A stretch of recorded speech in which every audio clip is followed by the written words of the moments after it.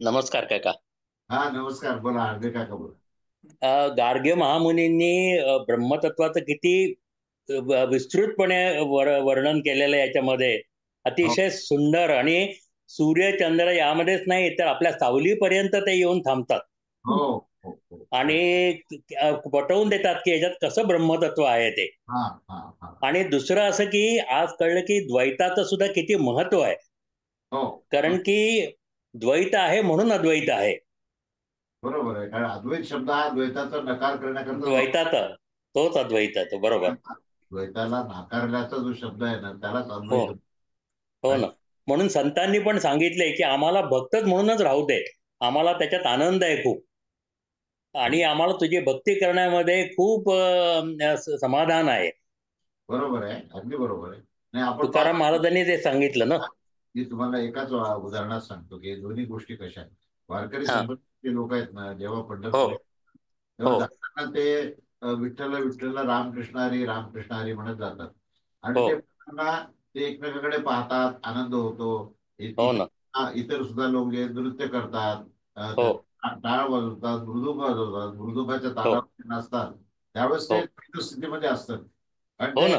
स्वतःसहित अनेकाला पाहतात आणि अनेकामध्ये सुद्धा ते पांडुरंगाला पाहतात. त्यामुळे पांडुरंगात पाहत असतात. हा, म्हणून ती भक्ती त्याची उच्च कोटीला असते. पण आता उच्च कोटीत आहे. पुढची गोष्ट ऐकण्यासारखी. हे सगळं करत करत करत जेव्हा ते पंढरपूरला पोहोचता आणि मग मंदिरामध्ये जातात आणि हो जेव्हा ना. भगवंताचं जेव्हा दर्शन होतं तेव्हा मात्र हो. ते डोळे बंद करतात. आता ही डोळे बंद करतात. आता ही डोळे बंद होण्याची काय स्थिती आहे?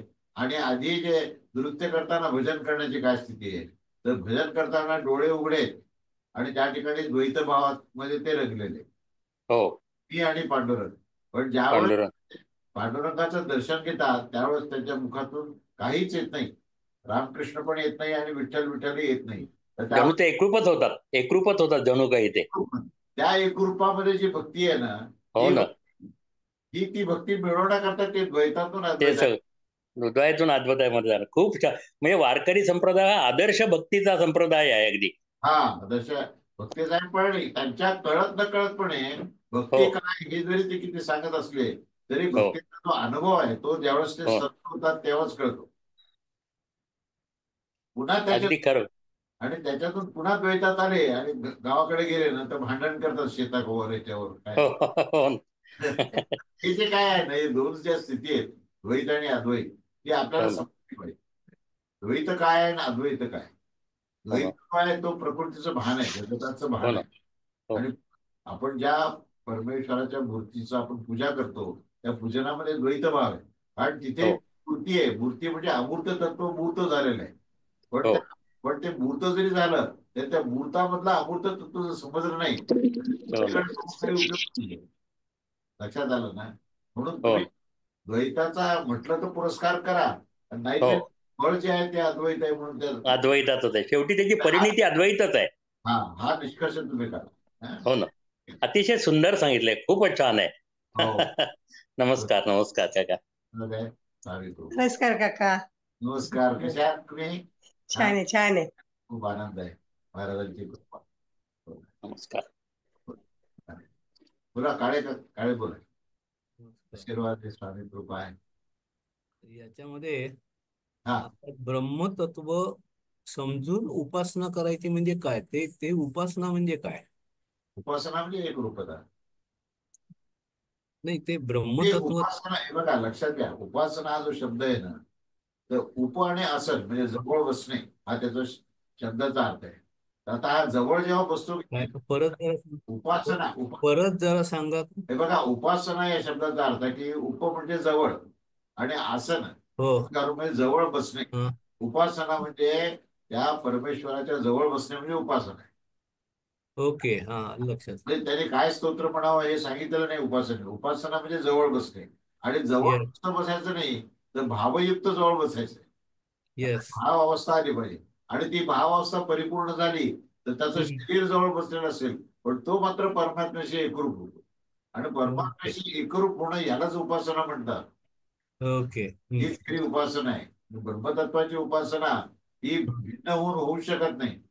त्या ठिकाणी द्वैत स्थितीमध्ये उपासना होऊ शकत नाही. तर एकरूपता हे त्याचं लक्षण आहे. म्हणून येस. उपासना ही एकरूपता आहे, या. तत्वाची एकरूपता आहे. आलं का लक्षात आलं? आलं लक्षात. या. तत्वाशी एकरूपता का तत्वाशी एकरूपता? हा, तत्वाशी एकरूपता. तत्व, कारण तत्वाशीच एकरूपता असते, व्यक्तीशी होऊ शकत नाही. व्यक्ती ही नाम प्रकृती आहे. व्यक्ती ही नाम घेत असताना काय काय नाम घेत असताना नामाशी पण एकरूपता हवी ना. नाम हे सगुण निर्गुणाचा मधला भाग आहे. आणि नामामध्ये जर तुम्ही दंग झाले तर हा. तुम्ही एकरूपच व्हाल, तिथे अद्वैत स्थितीच मिळेल. नामातून द्वैतातून अद्वैत स्थितीकडे जाणं आहे नाम म्हणजे. द्वैताकडून अद्वैतामध्ये जाण्याकरता साधन म्हणून नाम. नाम आहे. नाम आहे. आलं लक्षात? येस. तो छान स्वामी कृपा अखंड राव. स्वामी समर्थ.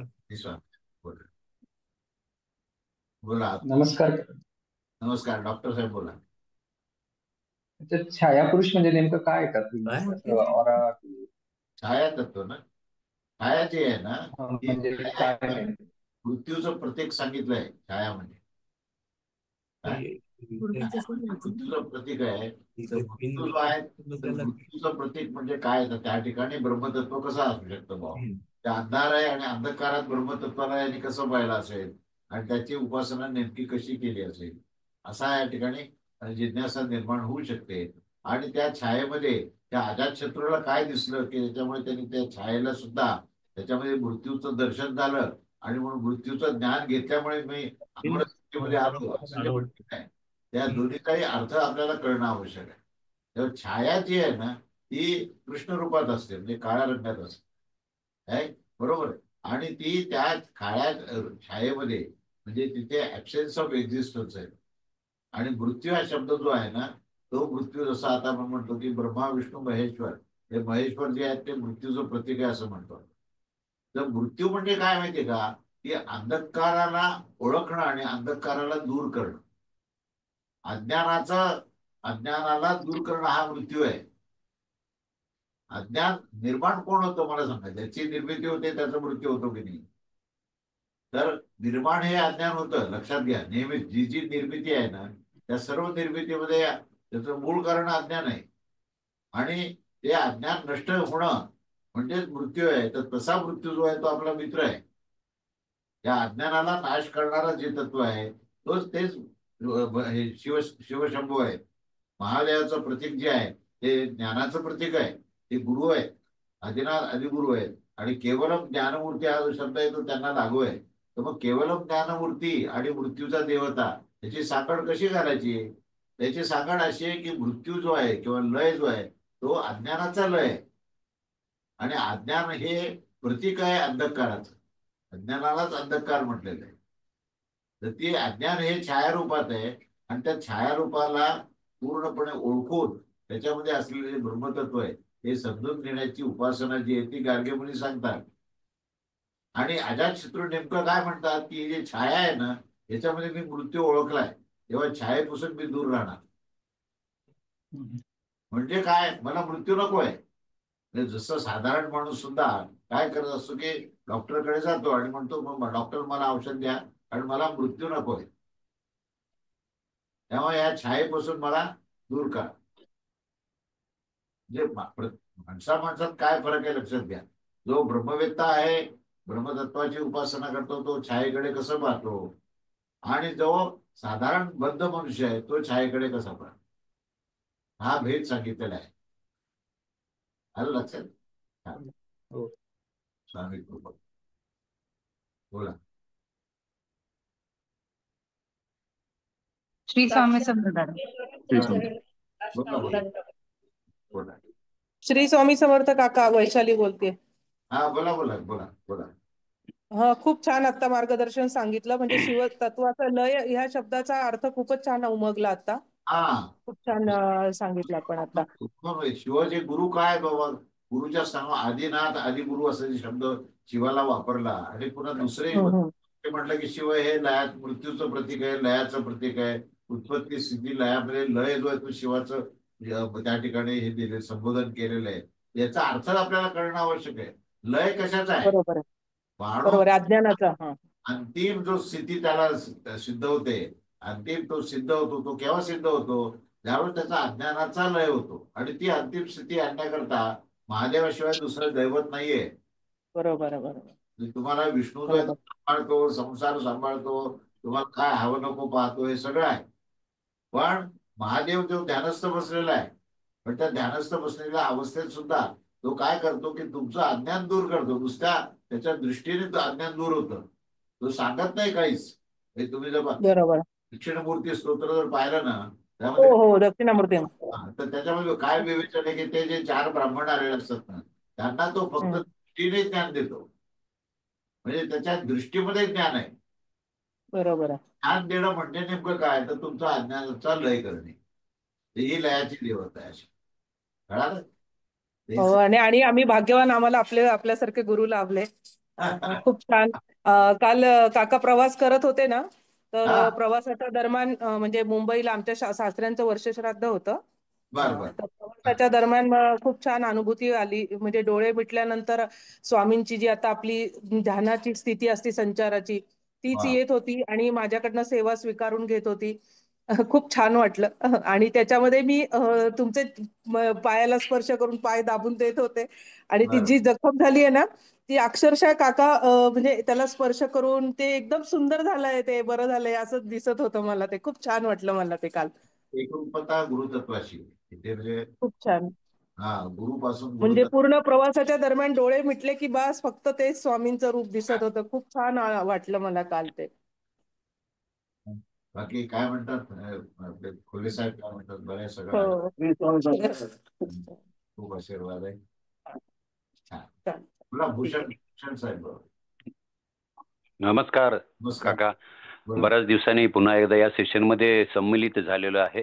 हो. हा अतिशय गूढ असा वाटणारा संवाद दोन अत्यंत विद्वान, म्हणजे एक आत्ताच्या पिढीचा सुद्धा प्रातिनिधिक स्वरूप म्हणता येईल अजातशत्रूला, कारण तो विज्ञान सांगतो, आत्ताचं वास्तव सांगतो. एक मात्र सगळं ब्रह्मनिष्ठ जो झालेला आहे तो सगळ्या ब्रह्माचं उत्कल करतो. आणि प्रत्येका ठिकाणी प्रत्येक म्हणजे सूर्य, चंद्र, पाणी, हवा किंवा विद्युत या सगळ्याच्यामध्ये ब्रह्मतत्वच आहे असं अगदी निर्णायकरित्या तो सांगू शकतो, कारण त्याला ती उच्चतम अवस्था प्राप्त झालेली आहे. पण हे बघत असताना अजातशत्रूसारखा जो सामान्य जीवाचा प्रतिनिधी किंवा राजाचा प्रतिनिधी आहे, तो मात्र समाजाला धरून, माणसाच्या असलेल्या मनाच्या अवस्थेला धरून तो या सगळ्या गोष्टीची उकल करण्याचा प्रयत्न करतो. आणि तो सांगतोय ब्रह्मतत्व ते जरी असलं तरी, म्हणजे आता मला जी धारणा झाली की जे ब्रह्मांडात आहे ते पिंडात आहे, त्यामुळे ब्रह्मांडात असलेली सगळी तत्व माझ्या शरीरात आहेत आणि त्याच पद्धतीचा मी त्या शरीराची पूजा करतो. आणि मी जर शरीराची पूजा केली, माझं आरोग्य नीट राहिलं, तर मला माझ्या शतायुष्य म्हणा किंवा आरोग्यता म्हणा या सगळ्याचा लाभ होऊ शकतो. आता वस्तुस्थितीमध्ये हळूहळू हे अजून उकल होत जाणार आहे. आता मी बऱ्याच दिवसांनी आलोय, त्यामुळे ह्याच्यावर जास्त अभ्यास माझा आता झालेला नाही, पण झाला की नंतर पुढच्या एपिसोडमध्ये आपण ह्याच्यावर विस्तृत बोलता येण्याचा प्रयत्न करतो. आता अवश्य. तत्पूर्वी हे फक्त एकच दिसतंय, म्हणजे गार्गी ऋषी ब्रह्मनिष्ठ आहेत, ते सगळीकडे ब्रह्म पाहतात. आणि हा मात्र समाजामध्ये असलेलं किंवा व्यक्तीमध्ये असलेलं ब्रह्म पाहतो आणि त्याची तो पूजा करायला सांगतोय. एवढं जरी तत्व कळलं तरी आत्ताच्या आपल्याचा विषय आपल्याला समजायला सोपा जाईल. अगदी बरोबर. हा, छान. गुरुदेव दत्त आहे. देवदत्त. गुरुदेव. बोला. श्री स्वामी समर्थ दादा. स्वामी समर्थ. बोला. आशीर्वाद आहे. खूप छान एक्सप्लेनेशन दिलंय काकांनी आता. काय ते छान सांगतात ते, थोडक्यात आणि निष्कर्षप्रद सांगतात. हा, समराईज झालं ते एकदम सगळं.